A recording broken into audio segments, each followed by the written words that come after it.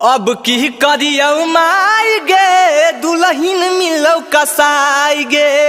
अब की करियौ माई गे दुल्हन मिलौ कसाई गे। ले 4 गो और चढ़ियाओ फिच। अरे 4 गो कले फिचलियो हल, 2 गो भी फिचलियो, 4 गो फिराव लागत नहीं लामो ही कनेस तो कपड़ा फिचला वाशिंग मशीन समझ लनी की गया। चुपचाप फीचो, बाद में तोरा पोछा भी लगावे के हऊ।